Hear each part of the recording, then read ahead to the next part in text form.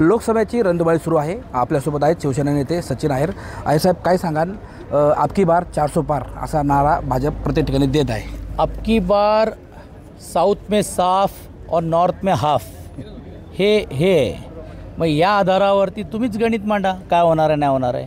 प्रश्न असा आहे की ज्यावेळी भारतीय जनता पार्टीचा प्रचार हिंदू मुस्लिम ह्यांनी काय खाल्लं त्यांनी काय खाल्लं अशा ज्यावेळी मुद्द्यावर जातो त्यावेळीच हे लक्षात येतो की त्यांनाही हे कळून चुकलेले आहेत की आता जे मुद्दे ते सांगत होते ते पूर्ण सपशेल फेल झालेले आहेत। कारण ज्यांनी जुमला म्हणून घेऊन लोकांची चेष्टा केली ना 15 लाख मिळाले, GSTमधून आहे तेही गेले, आणि एवढंच नाही की जे त्यांनी आश्वासन केलं होतं ते आता संकल्प झालेला आहे त्यांचा, म्हणजे जाहीरनामा त्यांचा जाहीरनामा नाही संकल्प आहे की आम्ही हे करू। आणि आता तर देशाचे पंतप्रधान और 30 साल मुझे कुछ करना है, म्हणजे आज काय नाही करायचं 30 वर्षानंतर बघू।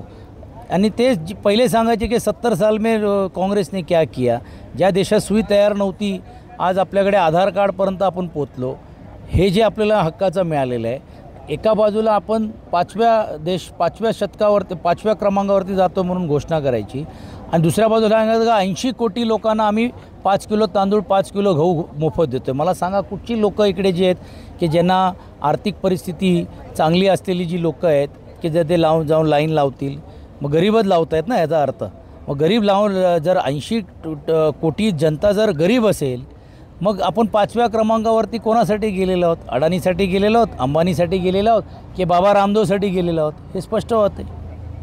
खरं तर महाराष्ट्रामध्ये लोकसभा निवडणुकीचा विचार केला तर कुठेतरी शिवसेना विरुद्ध शिवसेना, राष्ट्रवादी विरुद्ध राष्ट्रवादी अशाच लढती पाहायला मिळत आहेत। म्हणून देशाचे पंतप्रधानांना सांगावं लागतो आहे की हे नकली शिवसेना आहे, पण त्यांना लोकांसमोर लोक या मतदानाच्या माध्यमातून कौल देतील आणि त्यांना स्पष्ट होईल की ओरिजिनल कोण आहेत आणि डुप्लिकेट कोण आहेत।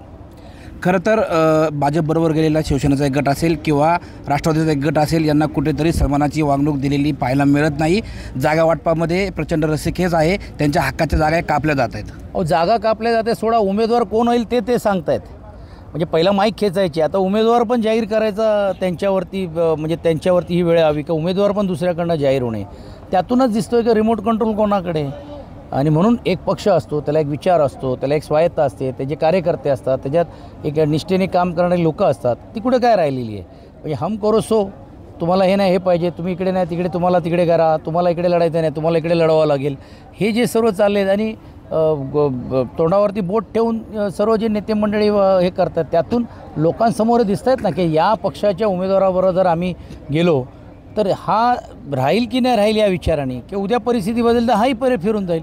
तर विश्वासार्थ प्रत्येक व्यक्तीबद्दल, प्रत्येक उमेदवाराबद्दल आणि पक्षाबद्दल असलं पाहिजे, ते आज दुर्दैवाने आमच्या विरोधकांकडे राहिलं नाही आहे।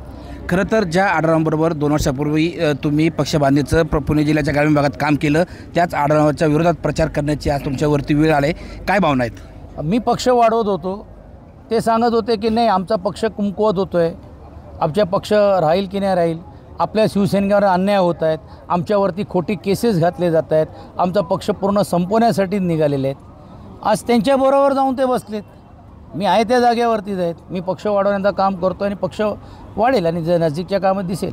पण ज्यांनी उद्धवजींवरती टीका केली, आदित्यजींवरती टीका केली, आणि ते टीका करत असताना ज्या व्यक्तिमत्वाच्याबद्दल टीका केली त्यांच्यामुळे हे पक्ष संपतो आहे आमचा या जिल्ह्यातला आणि या लोकसभेमध्ये, तुम्ही त्यांच्यावरती जाऊन गळ्यात मिठी मारताय। तर लोक बघतायत ना, लोक काय एवढे मूर्ख आहेत का?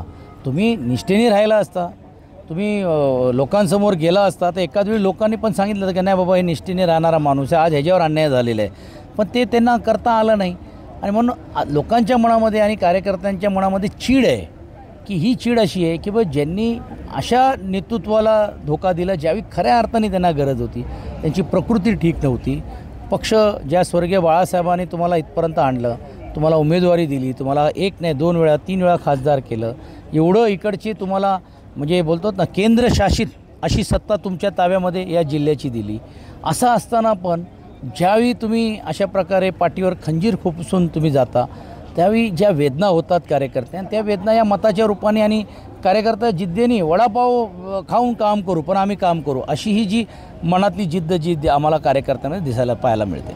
खरं तर शिरूर लोकसभेमध्ये विद्यमान खासदार अमोल कोल्हे व माजी खासदार शिवाजीराव आढळराव पाटील यांच्यामध्ये लढत होत आहे. माजी खासदार आढळराव पाटील यांनी पक्ष बदलला म्हणून त्यांच्यावर नाराजी आहे, तर अमोल कोल्हे हे मतदारसंघात फिरले नाही म्हणून त्यांच्यावरती ही नाराजी आहे. कसं आहे वातावरण? हे बघा, कुठचाही लोकसभेचा खासदार हा प्रत्येक गावापर्यंत या त्यांच्या कारकिर्दीमध्ये एकदा जाऊ शकतो, दोनदा जाऊ, कुठेच गेले नाही असं म्हणणं ते अयोग्य होईल. त्यांनी जे कामगिरी जी केलेली आहे, जे लोकसेवेमध्ये त्यांनी जे प्रश्न मांडलेले या लोकसभा मतदारसंघामध्ये, त्यांनी बैलगाडासाठी केलेली जी कामं जी असतील किंवा त्यांनी गोष्टी ज्या मांडलेल्या आहेत, या सर्व गोष्टी जे केलेल्या आहेत हे त्यांनी त्यांच्या कार्य अहवालाच्या माध्यमातून दाखवल्या, जनतेसमोर ते जात आहेत आणि त्यांना तसं प्रतिसाद देखील मिळत आहेत. हां, त्याच्यानंतर त्यांचे आमदार आहेत, त्यांचे इतर जे पक्षातली जी लोक आहेत, ही त्यांची जबाबदारी असते. आता नगरपालिकेच्या जर नगरसेवक जर त्यांच्या विचारात असेल आणि तो काम करतो आहे म्हणजे त्यांनी खासदारच काम करतायत ना. तर तुम्ही जर इकडे जर या शिरूर लोकसभेमध्ये जर पाहिलं असेल तर जुन्नरमध्ये त्यांचे आमदार होते, चाकरमध्ये त्यांचे आमदार होते, आंबेगावमध्ये त्यांचे आमदार होते, त्याच्यानंतर तुमचे भोसरीमध्ये एक मतदारसंघ सोडल्यानंतर शिरूरमध्ये आमदार होते. म्हणजे याचा अर्थ असा आहे की 4-5 ठिकाणी तुमचे ज्या अर्थी आमदार आहेत आणि त्या आमदार तुमचेच आहेत ना, आणि ते त्यांचा संपर्क दांडगा आहे म्हणजेच खासदारांचा इनडायरेक्टली दांडगा आहे.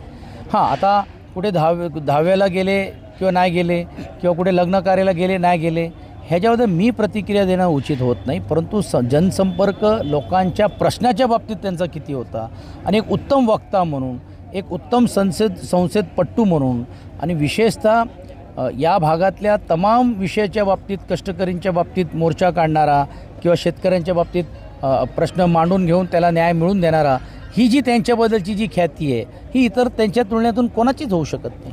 खरं तर महायुती असेल किंवा महाविकास आघाडी असेल, कार्यकर्त्यांमध्ये समन्वय होत नाही.